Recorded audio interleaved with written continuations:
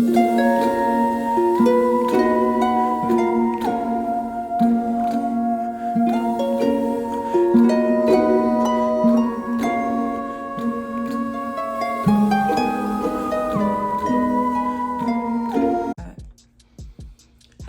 everyone and welcome to my channel. I'm Jada Bailey, the Mindful Mage.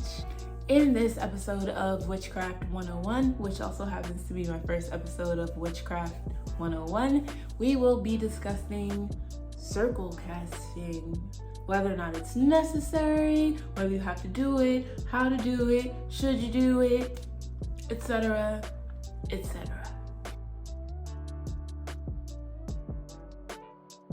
For those of you that don't know, circle casting is essentially a step that you take before and after doing spell work. Now, some witches think this is a very important step that you must never skip, and other witches don't think it's important to do at all. So we're going to get into it.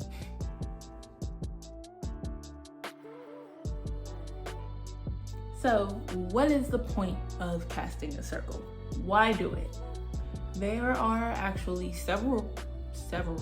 numerous reasons why you might want to cast a circle before diving into your spell work.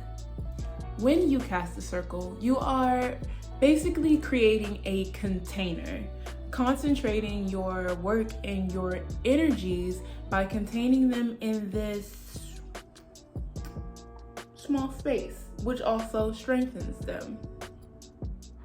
You are enveloping yourself in your intentions and allowing yourself to hone your focus into what it is you're trying to bring to fruition, or whatever it is your purpose of your spell is.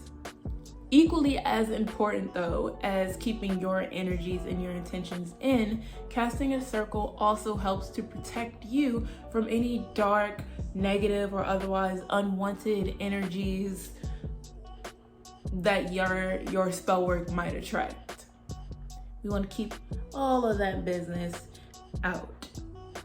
So in essence, you're creating a safe and sacred space that will allow your work to be much stronger, as well as to protect you spiritually in the space that you're in.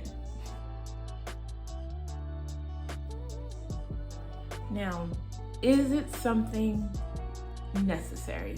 Is it something that you absolutely must do, or else you will perish? Not that deep, but or else.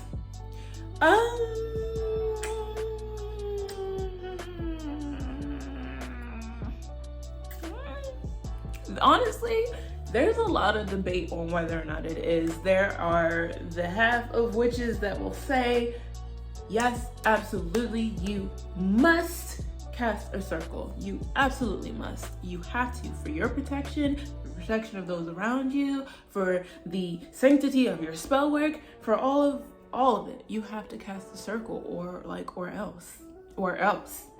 And then there are the witches that think, I mean, it's not really necessary. I don't do it. It's not necessary. I'm not worried about it.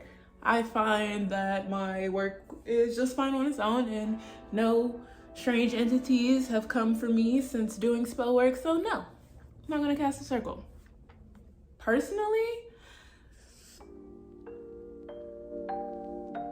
I do and I don't, honestly. Okay, so it depends. For me, it depends on the spell work that I'm doing. If it's something small that only takes a minute, not insignificant, but not like super impactful, not huge, nothing that I really need to tap into, no, I don't cast a circle. I'm not worried about it. But if it's something a little larger that requires more energy, more effort, more focus, more time put in, yes, I absolutely do cast a circle. Always, especially for big spell work, always, because just to be safe. One, completely disregarding the fact that I feel like it does strengthen your spell work, I just don't this can be a scary business, I feel like, when you are doing witchcraft, because you can inadvertently attract other entities, energies, powers to yourself that you might not want around and you may not have meant to do. So yeah, when I'm doing big spell work where I feel like, you know, energy kind of attracts energy, I do a circle just to protect myself, my home, and those around me, to make sure I'm not bringing anything this way, anything wicked this way cometh. No. But in all honesty, it's completely up to you. One of the things I love about witchcraft is that you can make it your own. You can do your practice however you see fit, however works for you. It's kind of like baking in a sense. Like everyone knows there's a science to baking, okay? There's a science to it for sure. But once you get the gist of it, the science, you can do whatever you want with it. You can make it your own. Cookies, for example. Is there a science to making cookies? Yes, especially if you want to achieve a specific result. Crunchy, chewy, crunchy on the outside, chewy in the middle, cakey. There's a science to it, yes. But once you get that science down, you can make whatever you want. You can make strawberry cookies, chocolate, raspberry, double chocolate, walnut, fruitcake cookie, whatever your heart desires, you can make it your own. And witchcraft is pretty much the same. That was a little tangent I went on there, but back to the topic.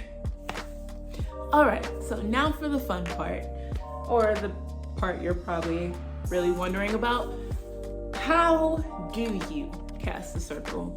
Well, let's say you have thought about it and you want to do it. Now, how? What do you do? Well, there are many different ways you can do this. And I would like to show you, like, by example. Trying to figure out where, because I don't have that much space up here. I'll be right back. Hi guys, Editing Jada here. I decided to make this a two-part video at the last minute because one, I didn't want this video to be like 30 minutes long, and two, the demo that I did record, I wasn't happy with it. I feel like it wasn't thorough enough. So this is going to be a two-part video. I'm going to upload next week a real demonstration of me casting and closing a circle. Now, of course, you can Google this or find it on Pinterest or on YouTube. There's no shortage of information out there on how to cast a circle. And if you want to cheat on me and go do that stuff, I mean, I guess that's fine, I guess.